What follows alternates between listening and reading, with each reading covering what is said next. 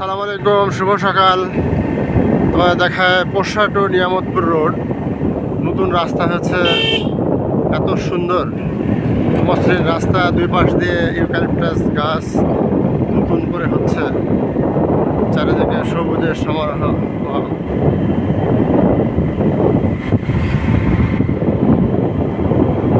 এপাশে দেখায় তোমাদের মাটির বাড়িঘর, বারান্দা এলাকার ঐতিহ্য হচ্ছে মাটির একতলা দোতলা বাড়ি,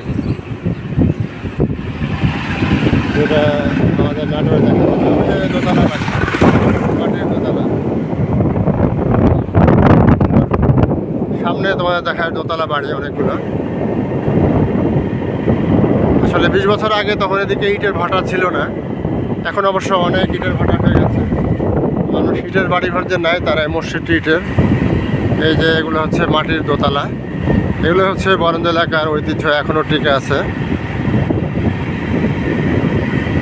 আসলে বিভিন্ন জায়গায় ভ্রমণ না করলে মানুষের জ্ঞান বুদ্ধি বাড়ে না। এক এক এলাকার মানুষের ভাষা, তাদের সংস্কৃতি, তাদের খাদ্যাভ্যাস, তাদের আবহাওয়া, সব কিছুই ভিন্ন রকম। এটা বই পড়ে ঘরের কোনায় বসে থেকে এগুলো অর্জন করা যায় না। প্রাথমিক বিদ্যালয়, এটা ইটের বাড়ি মতো, এই সাইডে ইটের কিছু বাড়ি ঘর। বারান্দা এলাকায় অনেক পুকুর আছে, চারিদিকে এখন শুধু আমের বাগান আর বাগান, মাইলের পর মাইল শুধু আম বাগান। মাঝে মধ্যে মনে হচ্ছে যে চাপা চলে এসেছে। সাইডে দেখায় প্রচুর আম বাগান, নিজের চোখে না দেখলে বিশ্বাস করা যাবে না। এপাশেও কিছু মাটির দোতলা বাড়ি, যেগুলো নাটোর বা নবাবগঞ্জে দেখা যায় না। এগুলো দেখতে হলে বন্ধুরা অবশ্যই বারান্দা এলাকা ভ্রমণ করতে হবে। উঁচু নিচু বারান্দা ভূমি, আমাদের মতো সমতল দেখতে হলে অবশ্যই বারান্দা এলাকা ভ্রমণ করতে হবে। আল্লাহর এই পৃথিবীটা অনেক সুন্দর, এত বিস্তৃত করে আল্লাহ বানিয়ে রেখেছেন এই বিশ্বকে, নিজের চোখে না দেখলে বিশ্বাস করা যাবে না। আলহামদুলিল্লাহ, আল্লাহর নিয়ামত এর শুকরিয়া আদায় করে শেষ করা যাবে না। কত রঙের, কত বর্ণের মানুষ।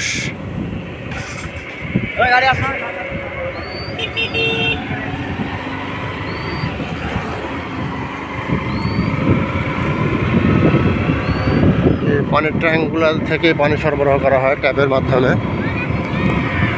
এদিকে তোমাদের দেখায় কত বাগান, নতুন করে কাটিমন আমের বাগানে ভরে। আজকে সুন্দর রৌদ্রোজ্জ্বল একটা দিন,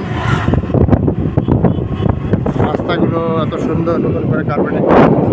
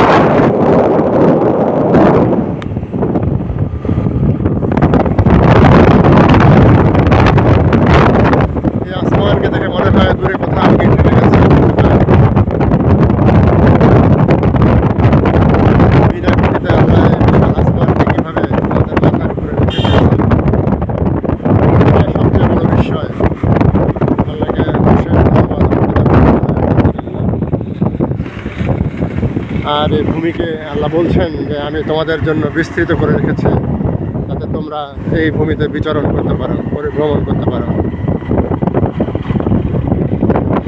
চারিদিকে শুধু ফসলের সমারোহ। আগে সেই 20 বছর আগে সে শুধু ধান ক্ষেত নেই,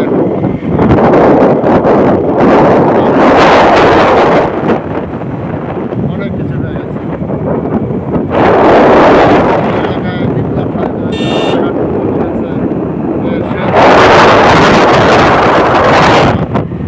তাদের অক্লান্ত পরিশ্রম চেষ্টার ফলে এটা সম্ভব হয়েছে। ধন্যবাদ জানাই জন্য। কত আম বাগান, বাংলাদেশের বিশাল এক শস্য বন্যা। যেহেতু এখানে বন্যা হয় না, এটা একটা প্লাস পয়েন্ট। তারা সব ধরনের ফসল এবং ফল বাগান করতে পারে।